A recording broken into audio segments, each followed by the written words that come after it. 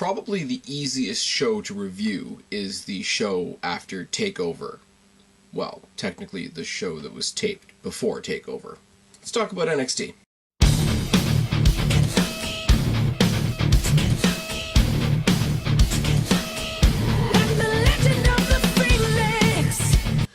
What's going on, everybody? It's your buddy, it's your pal Spaz, Phoenix, the YWC Reality Check, here with your post-TakeOver, August 23rd NXT review. Like I said, easy shows to review. These are the shows that are filmed at the NXT TakeOver venues before the show actually starts. So you know nobody that was on the TakeOver is going to be on this version of NXT. So basically, it's the TakeOver leftovers, which is fine because you just saw those people 3 days ago.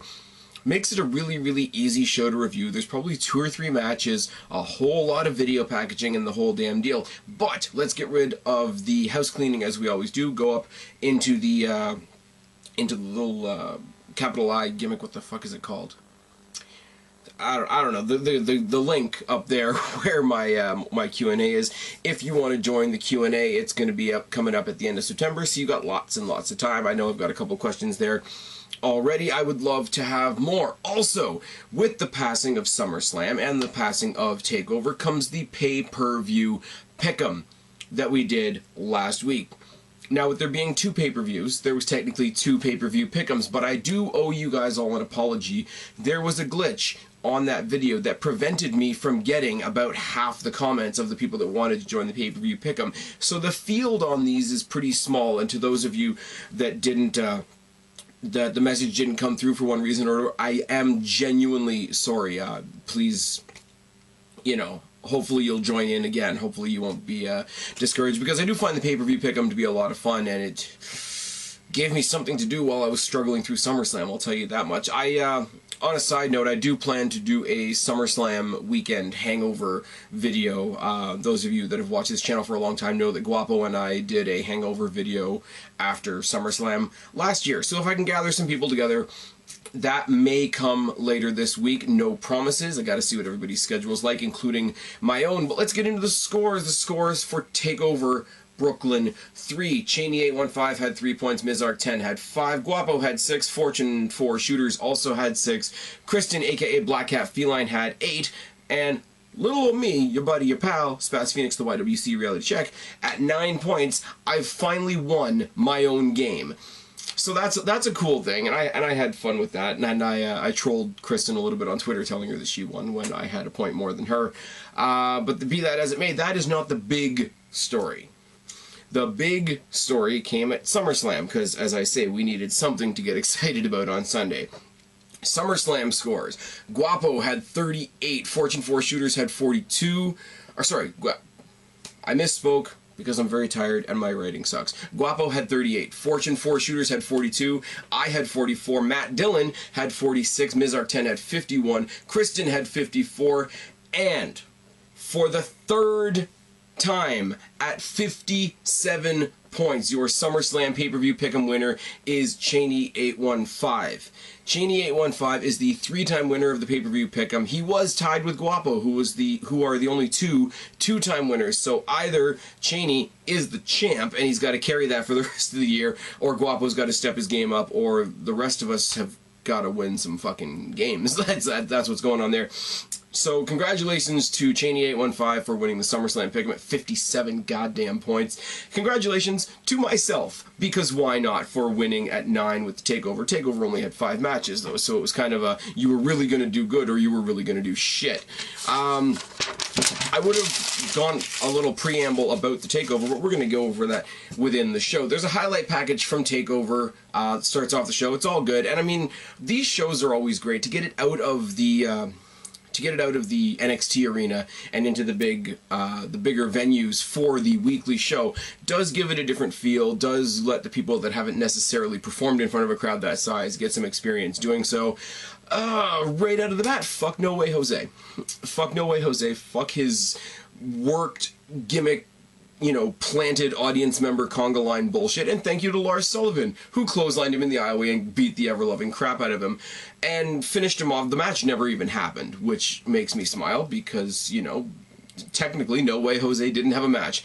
But he finishes him off in the middle of the ring with what I can only call a gut-wrench rock bottom. If you can picture the rock bottom, where he gets him sort of around the neck and shoulder area and does the drop, Lars, for the size of a guy that he is, went lower, got him in a gut-wrench for basically the same type of maneuver. It's all good. I know this is an NXT review, but I do have to say, because I'm not really going to get to say it anywhere else, I do love the Alexa Bliss promo for Raw's next pay-per-view, which is, I believe, No Mercy. The creepy cheerleaders with all the masks and whatever is really cool. And it is a really neat throwback to those of us who remember her in NXT when she was the babyface, you know, pixie cheerleader type character. So, you know, not so much anymore, that type of thing. We see the highlights from Almas versus Gargano. Almas versus Gargano was a great match. Andrade Cien Almas, I will give him all the credit in the world. In the ring, he's good. He's very good. I don't care about him as a person. I don't care about him as a person all of a sudden because they gave him a hot valet. That's not the way it works. Johnny Gargano should have won this match. He didn't win this match, and the way he lost this match was the stupid distraction with the DIY t-shirt. So we follow up all those highlights with an interview with Johnny Gargano in the back, who gives you the very, very babyface answer. He's not going to use a t-shirt or a distraction as an excuse. I lost, and I'm going to sit here and say that I lost, but I'm going to promise all my fans that this is not the end of Johnny wrestling, which is great. And please get him away from Almas. Stick him with somebody good. Stick him in a feud. I was going to say stick him in a feud with Eric Young, but for reasons that, you know, are obvious if you watch TakeOver, you know, Eric Young's not going to be having very many singles matches for the next little while. So why not? You know, David versus Goliath, that whole bullshit gimmick. Johnny Gargano versus Killian Dane. Let that be a feud. The other two are going to do what they're doing. We'll talk about that momentarily, but let Johnny Gargano take on Killian Dane. It'll be good. It'll be, you know, what WWE hopes will happen anytime they put a babyface against the Big Show, when really they just don't care. Enzo and what he's doing now is something I could just ramble on and on and on about. We see the highlights from Asuka versus Ember Moon, which is great, and they show her in the back as well, and they do a neat little thing. I mean, it's obviously bullshit, it's obviously extras in the back holding up their cell phones, but they try to set it up that it's not a backstage interview per se, whereas it's more of a press conference type deal, people asking her questions and whatever, so you're not fully hearing everything that she's saying, but the camera's picking up most of what she's saying. You know, hey, Ember Moon was strong, but I was better. As you can see, Asuka's still the champion, and somebody asks her, you know, is somebody else going to beat you soon? And she just, I don't think so, and then she excuses herself. But then they transition from that, which was really, really cool, to what's not so cool, which is the announcement that during that match, Asuka broke her collarbone, going to be out 6 to 8 weeks. I can't imagine breaking your collarbone. I don't have any medical knowledge per se, but I'd like to think that if I broke my collarbone, people would not expect me to be all spick and span in 8 weeks. But they instantly go from that bummer announcement to her social media where she says, like the Terminator, I'll be back, which is fine and which is wonderful. Now, we didn't see any Nikki Cross. Well, we saw Nikki Cross at TakeOver. We didn't see any Ruby Riott at TakeOver, which is unfortunate. We saw Ember Moon at TakeOver. We saw Asuka at TakeOver. Who did we not? We didn't see ROYCE, Peyton Royce, and Billie Kay. It's been a long day.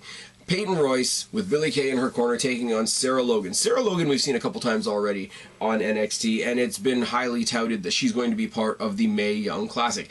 I like Sarah Logan, and I don't know a whole lot of people in the Mae Young Classic. I watched the bracketology and I got to know a couple of them, and there's a couple that I recognize from TNA, and there's obviously Serena Deeb, who used to be in the Straight Edge Society, and you know, I'm going to be throwing an emotional vote behind them just because I'm familiar with them, same as I did with the Cruiserweight Classic. But Sarah Logan is somebody from NXT that I'm genuinely starting to enjoy, sort of like the tomboy sort of complete opposite of Peyton Royce and Billie Kay aspect of her is really, really cool. It's really, really endearing, and it's really easy for the crowd to identify with her, which makes her a great babyface. So I hope I don't think she's going to win. Let's be real for a second. There are a few other shall we say, favorites in that tournament that are going to go over her, but I hope she makes a good showing of herself, and I hope she becomes what Peyton Royce and Billie Kay were in the women's division, maybe, say, last year in NXT, that sort of, like, third tier of superstars. Because you remember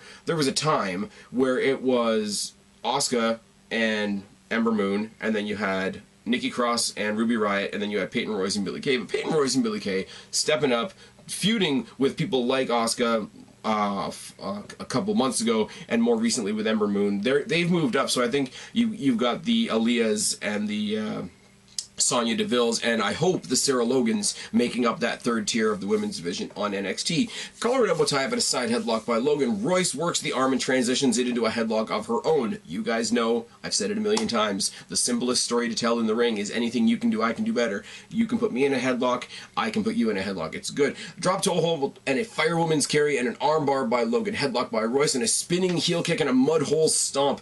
Clubs to the back by Royce and a modified tarantula, which I didn't expect from her.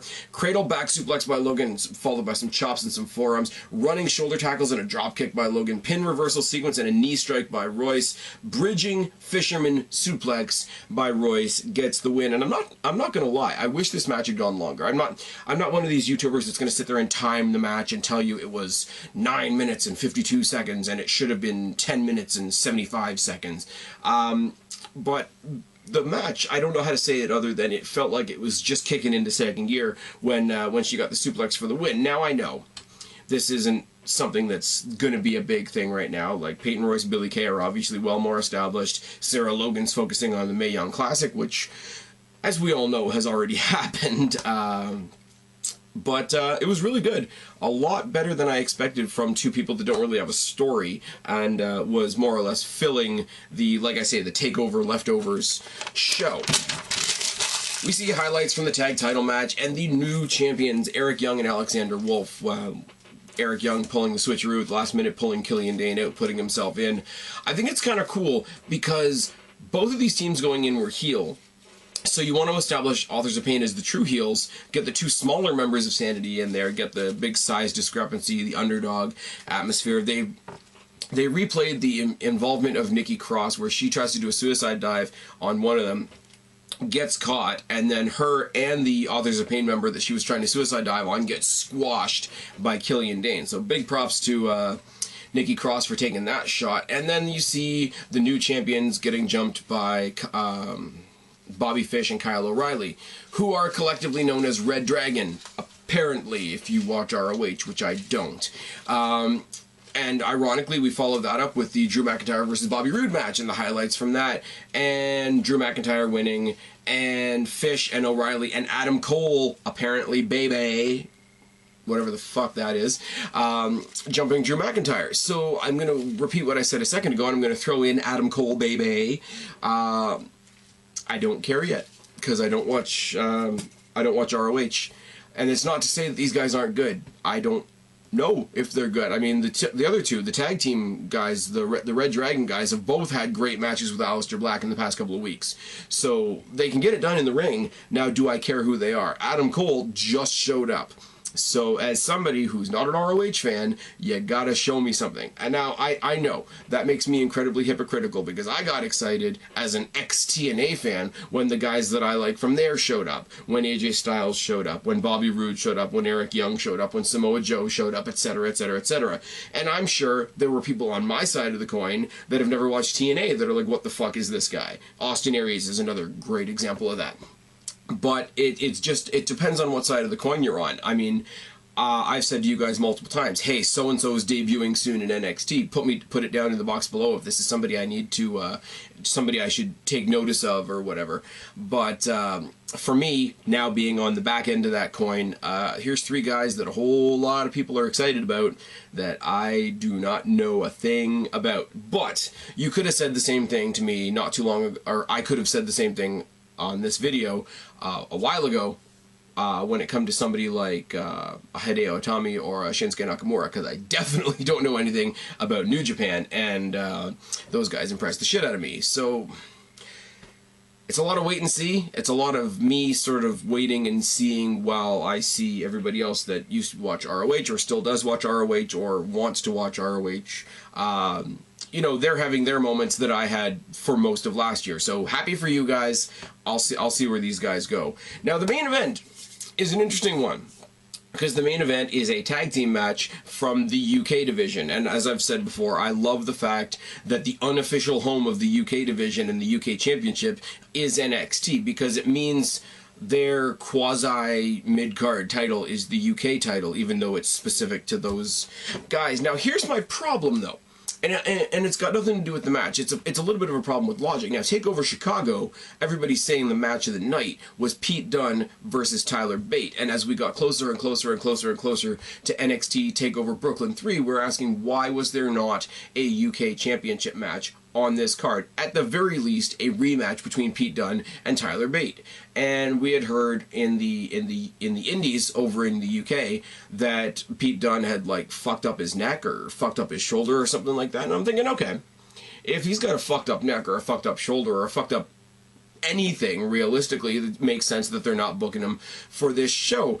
But this tag team match that was booked on what is essentially the pre-show to TakeOver Brooklyn 3 has Tyler Bate and Trent Seven taking on Wolfgang and Pete Dunne.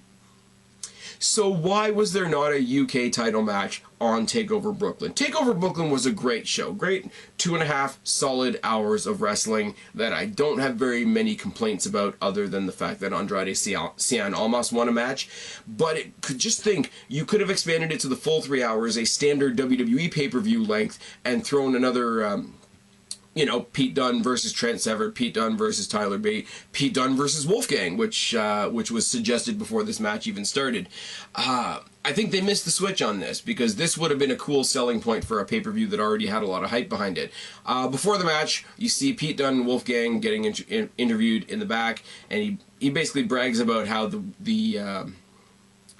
I can speak, I swear. He brags about how the whole entire UK division gets stronger every day he holds the title. Wolfgang, who's his partner tonight, says, you know what, I've been quietly waiting in line. How about we go out and we handle this tag team match tonight, and then you give me a title shot? Pete Dunne says, you shouldn't get too far ahead of yourself.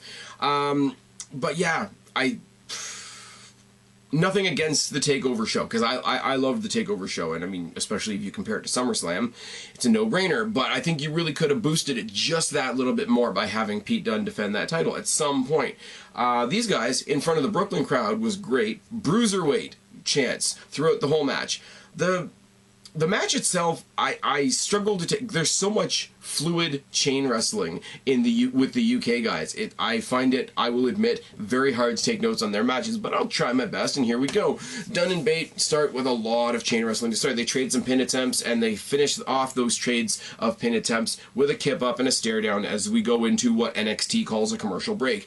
We come back from the commercial break. There's a wasteland by Seven. Bate works the arm. Forearm by Dunne. Chops by Seven and a DDT. Lifting spear by Wolfgang. He doesn't just spear him, he spears him up into the air and takes him a couple of feet, which is, it's an interesting take on a spear, especially somebody the size of Wolfgang, and it's not the first time I'm going to say that in this match. Dunne works the arm, again, key lock by Dunne, but as he's got the key lock, he's standing on Trent Seven's face, which is lovely.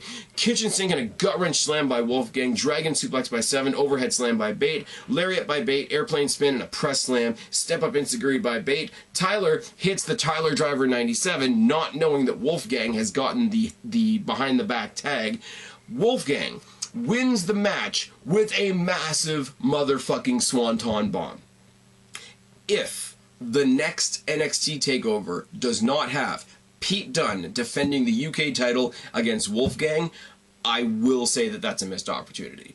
This was a cool match. The UK guys, I've said it before, it's not really NXT, but its home is kind of NXT because they don't have their show. They never got their show up and off the ground. And I mean, there's been one UK special, but they've never really had a pay-per-view of their own. So this is where they live right now, and it's very cool how they keep it very sparse and very there's a lot of time between when you see the UK guys. But I like Wolfgang. I really do. I want to see him get a title shot against Pete Dunne. Nothing against the other guys. Trent Seven's great. Big guy. Moves really, really well for a big guy. And Tyler Bate is obviously the most over babyface in that division. But that's got to be the match you book for Survivor Series weekend. I wish Survivor Series weekend was coming back to Toronto, but that's another story for another day as well. As I said, these are very easy shows to review because it's a lot of positive filler. It's a lot of everybody that wasn't in a prominent position to be on the pay-per-view was on this show. So it's just, here, have some wrestling while we show you all the video packages from TakeOver. I enjoyed it. I mean, fuck no way, Jose. Lars Sullivan is the biggest babyface of the week as far as I'm concerned. Decent match with Peyton Royce and Sarah Logan. Sarah Logan, as I say, I'm going to be following in the Mae Young Classic when that drops next week. The UK guys do their thing, and I'm sorry I sound a little lacking in my enthusiasm, only because you can't help but feel TakeOver is all the important people and here's the rest. But at the same time, doesn't stop it from being a bad show. Very, very cool atmosphere still being in the Barclays Center as opposed to at Full Sail.